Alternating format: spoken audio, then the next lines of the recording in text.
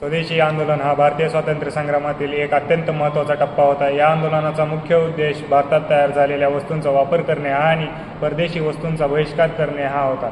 स्वदेशी या शब्दाचा अर्थ आहे आपल्या देशात तयार झालेल्या वस्तूंचा उपयोग करणे. या आंदोलनाचा मुख्य विचार असा होता की भारतात आर्थिक, सामाजिक आणि राजकीय उन्नतीसाठी आवश्यक आहे की भारतीय लोकांनी आपल्या देशात तयार होणाऱ्या वस्तू वापराव्यात आणि परदेशी वस्तूंचा त्याग करावा. स्वदेशी आंदोलनाची सुरुवात 1905 मध्ये बंगालच्या फाळणीच्या विरोधात झाली. 1905 मध्ये लॉर्ड कर्झन यांनी प्रशासकीय सोयीसाठी बंगालचे 2 भाग केले, पण त्यामागे ब्रिटिशांची फोडा आणि राज्य करा ही नीती होती. या निर्णयाचा तीव्र विरोध करण्यात आला आणि त्यातून स्वदेशी आंदोलन उभे राहिले. या आंदोलनाचा मुख्य नारा होता आपल्या देशात बनवा, आपल्या देशाचे खा, आपल्या देशाचे घाला. स्वदेशी आंदोलनादरम्यान लोकांनी इंग्रजी वस्त्रे, साखर, मीठ, साबण, दारू इत्यादींचा बहिष्कार केला आणि देशी उद्योगांना प्रोत्साहन दिले. चरखा कातणे, खादी परिधान करणे आणि देशी शिक्षण संस्थांची स्थापना करणे हे या आंदोलनाचे मुख्य कार्य ठरले. या आंदोलनाचे नेतृत्व लोकमान्य बाळ गंगाधर टिळक, लाला लजपत राय, बिपिनचंद्र पाल, अरविंद घोष, रवींद्रनाथ टागोर इत्यादी महान नेत्यांनी केले.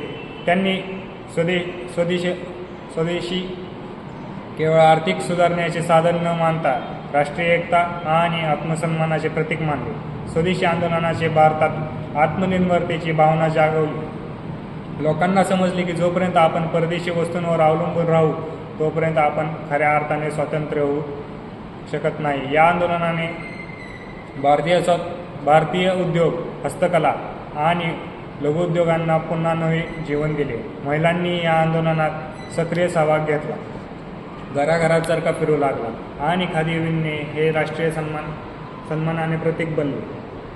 स्वदेशी आंदोलनाचा प्रभाव केवळ आर्थिक क्षेत्रापुरता मर्यादित राहिला नाही, तर त्याने भारतीय समाजात आत्मगौरव, ऐक्य आणि देशभक्तीची भावना निर्माण केली. यामुळे भारतीयांना हे पटले की ते आपल्या सामर्थ्याने ब्रिटिश सत्तेला आव्हान देऊ शकतात. हीच भावना पुढे जाऊन असहकार आंदोलन, सविनय कायदेभंग आंदोलन आणि भारत छोडो आंदोलन याची पायाभरणी ठरली. महात्मा गांधींनीही स्वदेशाला आपल्या स्वातंत्र्य लढ्याचा आधारस्तंभ बनवले.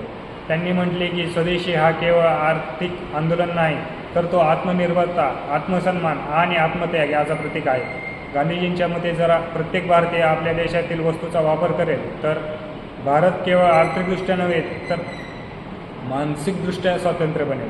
अखेर स्वदेशी आंदोलनाने भारतीय स्वातंत्र्य संग्रामाला नवी दिशा दिली. या आंदोलनाने राष्ट्राला एक शिकवण दिली की खरी स्वातंत्र्यता तेव्हाच मिळू शकते जेव्हा आपण आपल्या देशाच्या संसाधनावर, उत्पादनावर आणि श्रमावर अभिमान बाळगतो. स्वदेशी आजही आत्मनिर्भर भारत या विचाराची पायाभरणी आहे. हे फक्त एक ऐतिहासिक आंदोलन नाही, तर भारतीय स्वातंत्र्य संस्कृतीतील ती अमर भावना आहे जे आपल्याला देशासाठी आपल्या देशातून कार्य करण्याची प्रेरणा देते.